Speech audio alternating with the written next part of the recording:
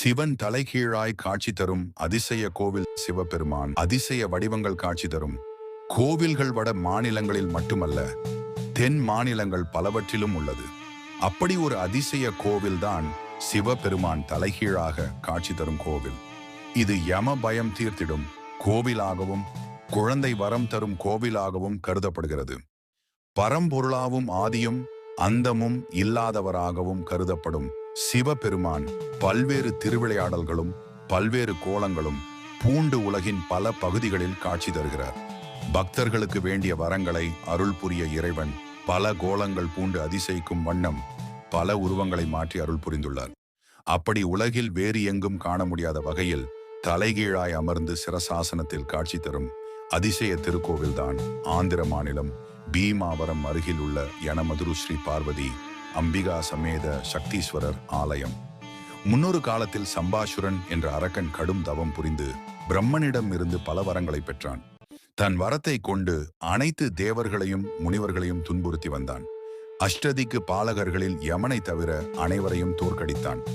யமன் தனது பலத்தால் போர் புரிந்தார். போர் தொடர்ந்து கொண்டே இருக்க யமன் தன் பலத்தை இழந்து கொண்டே வந்தார். இறுதியாக சம்பாசுரன் யமபுரியை கைப்பற்றினான். தேவர்களை அடிமைப்படுத்தினான். இதனால் யமன் சிவபெருமானை நோக்கி கடும் தவம் புரிந்தார். அப்போது இறைவன் தற்பொழுது கோவில் உள்ள இடத்தில் ஆழ்ந்த தியானத்தில் சிரசானத்தில் இருந்தார். ஈசனின் தியானம் கலைய வழி அறியாது யமன் நின்றார். யமனின் வேதனை அறிந்த அன்னை பார்வதி காட்சி அளித்தார். யமனிற்கு அசுரனை அழிக்கும் சக்தி வழங்கினார். யமனும் சம்பாசுரனை கொன்று தேவர்கள் குறையை தீர்த்தார். பின் இங்கு வந்து சிரசாசனத்தில் இருந்த இறைவனையும் குழந்தை முருகனுடன் இருந்த பார்வதியையும் பூஜித்தார். எனவே தான் இன்றும் இங்கே இறைவன் சிரசாசனத்தில் தலைகீழாய் காட்சி தருகிறார் என்கிறது தலபுராணம்.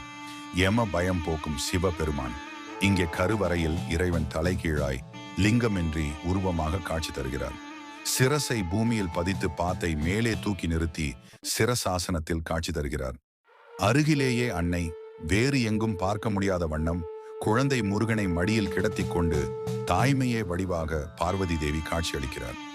யமன் பூஜித்த தலம் ஆதலால் ஜாதகத்தில் அபமிருத்யு தோஷம் உள்ளவர்கள், ஜாதகத்தில் கண்டம் உள்ளவர்கள் இங்கு வந்து இறைவனையும் அம்பிகையையும் ஒரு சேர தரிசித்து செல்ல யம பயம் நீங்கும் என்பது கண்கூடான உண்மை.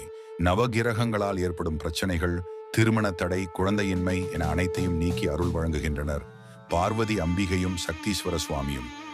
தினமும் காலை மாலை என பல ஊர்களில் இருந்து பக்தர்கள் வந்து தரிசித்து அருள் பெறுகின்றனர்.